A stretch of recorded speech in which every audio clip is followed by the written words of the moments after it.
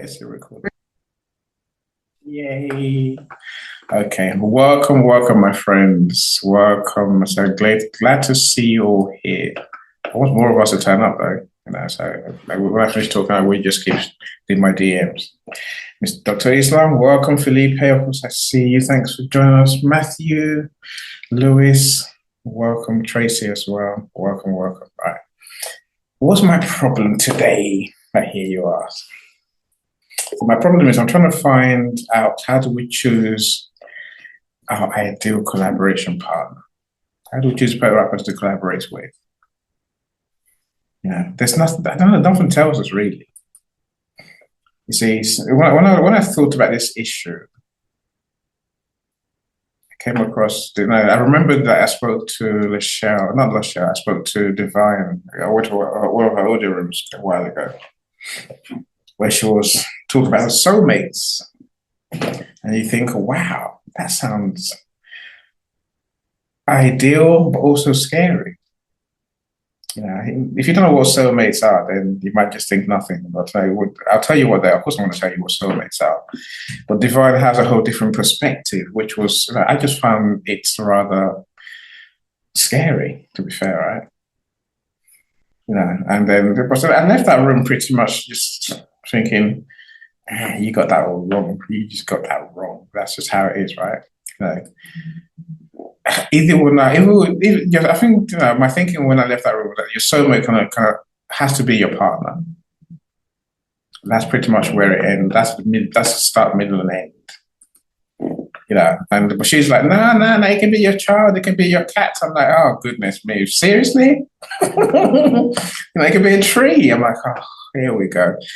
So I left there truly thinking that she's gone crazy and she's talking, hot air. That's being polite. Natalie knows exactly what that means. Truly. But I guess I've thought about it since then. Okay, maybe there are soulmates relationships. Maybe the way that they define it, I can see how there can be relationships that do exist. The question then becomes: should you collaborate or go into business with your soulmates? I could have sat on the fence. Because I can imagine those who've been married. No, I've been married 30 odd years, right? Would I do a business with my wife? Yeah and no. See, that's why I'm confused, right? This is my confusion. This is my problem. So okay, maybe I should at least tell my friends on YouTube who the hell I am. So I'm Enio's son, and yes, I make them all famous when I'm not decorating houses. And I'm lucky to have the most amazing network on LinkedIn. Most amazing network of amazing people. It's a pity you can't see them because you only get to see me on screen these days. So before I used to do my flyers, the image that was the image on my video. But you're here, Raven's here, Michael's here, welcome. So Raven is a Reiki master. So Michael, who's just a genius full stop. Dr. Lisa, our menopause dietitian, menopause specialist. So, the Crayon coach, Melissa is here as well. So Wendy, welcome. Dr. Dorothea, great to see you. It's been a while. It's been a long while. But you're here. Hopefully, I take it that means that life and things are getting better. Of course, as I'm still hoping everyone here has bought my book, Lessons we Learn from COVID-19. Has everyone bought the book? Yeah, no. Send me a picture. I might believe you. Now, Amazon gives you numbers and you don't know who's who, right? If you buy the book, I love to have pictures of you with the book in your hand. You don't have to, we don't need your face in the picture. We just need the book as a star, right? I'm joking. You can put your face in if you want. No, but if you buy the book, send me something like on post on social media. A video will be better, by the way. Anyway, so whether that's audio rooms you want me to help you with, or whether it's writing books or publishing books, then do get in touch with me and I will try and help you. Because one thing I seem to be getting more inquiries for these days because I put my name forward for it. It's helping people to create audiobooks. to go on Audible. So obviously, people love to listen to recordings of our books rather than actually read it because they're lazy. I listen to many audiobooks. I can't really insult them, but literally, having your book in print, an ebook, in audio, that seems to be the perfect answer for that. That's where we have to get to these days. So I don't know. There is an issue. What do we do for those who are blind? I think the answer for that is simply we have to create systems that turn text or voice into text and into braille that they can read. Something like that, right? Margaret, welcome. You snuck in and straight up on stage. Come and be my co-host, Margaret. Why not? Please come and be my co-host, Margaret. Let me be a bit more polite than that. How are you, Margaret? Don't speak. Don't speak.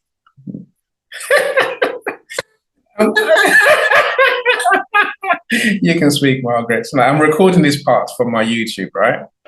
Normally, I say no. I don't record anyone in the room, but what can I do? You're on stage, right? But you don't mind me, recording and posting the bits that you might say. But you're not going to say much, to be fair. How are you anyway? I'm blessed. I can't complain. I just wanted to come up and I wasn't going to say much. I was going to say hi and just sit here. Okay. No. Be my co-host, please. And I tend to have rotating co-hosts. Now Donna's not here. So whoever comes up first tends to be my co-host, and I will share the whole thing with you. So of course I do my presentation. Then when people come up, you can essentially be my co-host. If you want to say respond to them, if you want to introduce a couple of them, all that sort of jazz, right?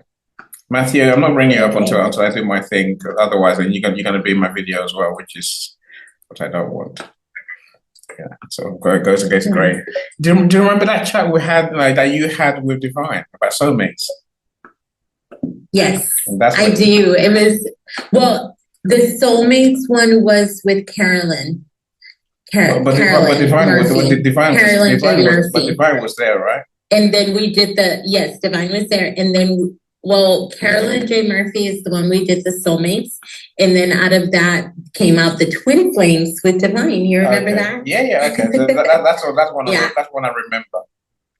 Now, Twin Flames is... And the reason I came up here because you always come up when somebody's sitting up by themselves. So I wanted to come up here because you were up here by yourself. So I just wanted to show you, give you the same respect. No, it's great to have you up here. Otherwise, I do feel lonely. So otherwise, you never know what's going to happen. If you get a bit stuck. But you're here. It makes a more exciting conversation when there's two people sharing and when there's more people sharing than us as well. So the time will come. But look, now this conversation comes out of that conversation you had with Divine. I'm sure I was texting you frantically or DMing you frantically saying, she's talking rubbish. She's talking rubbish. I don't agree. I can't agree. Soulmates, honestly. Anyway, okay. So now, what is a soulmate? Let's start there, my friend. No, let's start there. It's a soulmate essentially is someone with whom you have an instant attraction, connection, rapport. Call it what you like right now, but literally, as soon as you meet them, you know that they're almost like they are your other half. Almost like you've been together for several lifetimes. Yeah, that sounds crazy, right? But literally, someone with whom you have that connection, that intense. They are the one. Sort of thing, literally, you enjoy doing what you do. You spend time together. And I said most of the time, this deep love that you have with this person, it's a bit emotional, and it's a bit dicey for your romantic relationships if this is not your romantic relationship. Like I said earlier, for those who were here, I'm sure most of you have been here from the beginning, right? You can have soulmates that are trees. You have soulmates that are cats. You can have soulmates that are anything really. They haven't got to be your husband and your wife. It's the thing is having that instant. Oh wow, we're meant to be together. We are made for each other. Like I said, no, that could even be your best friend. You get each other, you understand each other. You feel that deep thing for each other, which keeps you together, I guess. It all sounds ideal, doesn't it? It sounds like, who doesn't want a soulmate? Seriously? You uplift each other, you make each other feel good, you almost complete each other's sentences, and you're happiest in each other's company. Doesn't that sound brilliant? A soulmate might even make you feel more confident. Oh no, my phone's ringing somewhere. Where's the phone? Which one? I can't see it. Oh, it's out there. That's why I can't see it. It's fine. They'll go over it. No, of course, no, your soulmate cares about you and your well-being, and you can spend so much time together you know, without any stress or hassle. So I said the soulmate thing sounds perfect. Sounds brilliant. But what's the problem with the soulmate, Amy? What's the problem? I'm giving you just a surface version of what soulmates are. There's much written about this. People who do spiritual healing stuff have written a lot about soulmates on the internet. There's 4 different types, for example, blah, blah, blah, blah, blah. Right, okay. You can read all that if you want, but the essential thing is that instant connection, that instant, ooh, this is the one, whatever the one means to you, right? This is the one I know that I'm meant to be having this bond and this relationship with. If it's your cat, good luck with doing business with your cat. Don't do business with your cat. It's never wise. My cats are, yeah, they're sweet, but they're very non-business minded. I'll say that much, right? Your soulmate, you see, may not be business minded. That's the truth. Yeah, of course, once you have that thing with them, you feel at one with them. It doesn't mean that they care about what you care about necessarily. The soulmate thing is more growing together out of love and connection. See, another reason I say don't be doing anything with your business with your soulmates, because I tell you, soulmates, some are here for a reason, some are here for a season. In other words, most go. The relationship would die eventually. But all relationships die in it. I agree. But here's a problem. When something goes wrong with our relationship or our soulmate, we almost have no way of addressing them, because this is like a love relationship, right? And your soulmate may well expect a lot of you that may or may not be stated.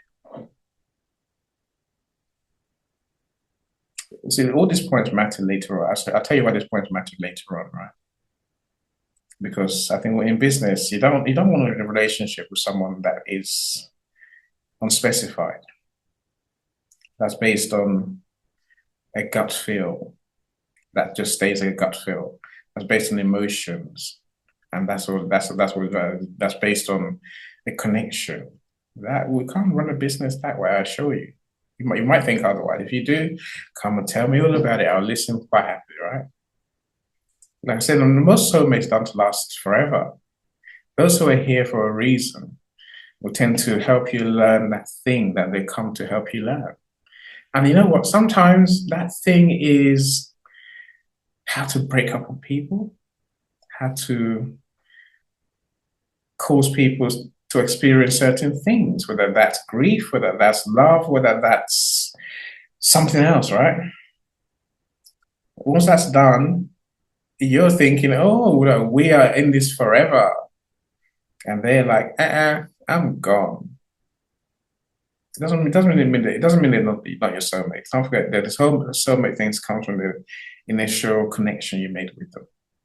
The rest of it is pretty much, let's see what happens, right? I said, no, hopefully you can see why I'm saying don't be doing business with your soulmates, because they're not there to do business with you. So, Annie, what's the better way? Who's the better person to do business with? I hear you ask. See, the people you want to do business with, my friends, are those people with whom you are compatible. You have compatibility. They have compatibility tests online these days. Even dating companies will do compatibility tests. Again, of course, look, the compatible thing is, again, it's just someone with whom, when you meet them, you connect. So whilst you might connect on an emotional level, but in truth, what you're connecting with is your internal, or no, you maybe not internal, external set of values. So when I meet Margaret, for example, yes, okay, no, Margaret's adorable. Yeah, of course she is. She's amazing. Yeah, yeah, we agree. But my thinking when I'm looking for compatibility is, does Margaret see audio rooms the way I see them? Does she understand that audio rooms are for people to come and talk, or is she just here to come and talk her way through every room? Is she self-centered? Does she understand that there's business to be done? And is she against? Is she against? Is she one of those who will say any no pitching ever? If she's like that, I'm like, we're not compatible at all. We're not compatible. Our values are so different. Nothing says that we have to have the same traits, the same hobbies, same interests, same anything. If you're someone who's compatible with you, much like a soulmate, they can live their own life. We'll come together to work. It's a values thing that matters so much to me, right? We have to be in business with someone, my friends. You have to have shared understanding of how business works, shared understanding of what we're trying to achieve. So your soulmates, may well change and just grow naturally, but your business partner, the understanding stays the same, right? We're in this together. We're here to serve our customers. Here's my role. Here's my expertise. What do you bring to the table? So whilst we might have different views of things, but essentially we have a way to have those difficult conversations that soulmates can't have. When soulmates start challenging each other and trying to have those hard conversations, it's akin to have a row with the wife or the husband. No, that spoils everything. That's why I say with my wife, I do a business with my wife. We have done the last 20 years, but my sister's involved as well. So literally, I'm kind of stuck. So I've had to learn to walk the tightrope. So rather than a normal business where you say, right, we're all partners, we'll do equal work. In my collaboration with my wife and my sister, I know that I'm the man. They're two women. They do other stuff. They do stuff in the business that I don't do. No, but we'll have a clear understanding that that's what we do, right? And sometimes it just involves putting our emotions aside and truly focus on what needs to be done today and who can do it, who has to do it because they can, they're in the best position. With soulmates, you can run into trouble when you start, when people feel that their feelings have been hurt.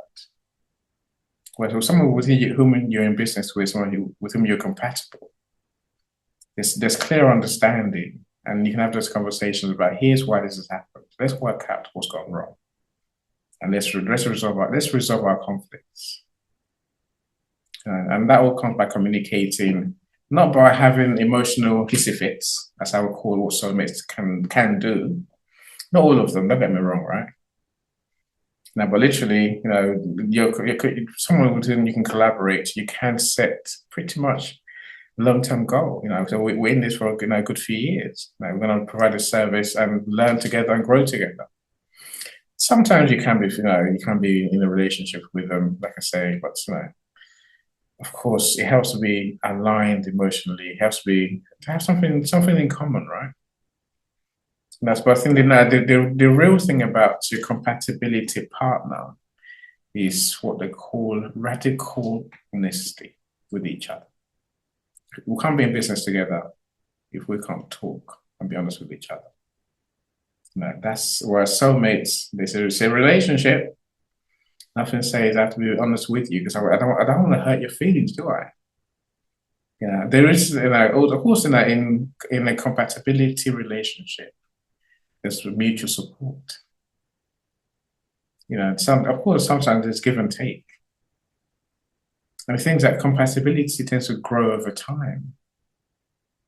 The longer you and I work together, the more we'll understand each other, the more we'll see things, the way that we do things. Whereas in a soulmate relationship, there's no guarantee that we're going to grow together and see everything the way we saw everything on day one. Because don't forget that day one was based on, oh, how amazing you are. You're my twin from the other world. Yeah, from the other lifetime. Yeah. So maybe it's the emotional baggage I can't stand with a soulmate thing. Because it is there, right? Incompatibility relationships, we don't have that emotional baggage. If you do, your partnership is doomed before it's ever started, right? These are my thoughts, my friend. I wonder what your thoughts are. Let me press end to my recording. I'd love to hear your thoughts. The lighting's terrible here, but I can fix that later.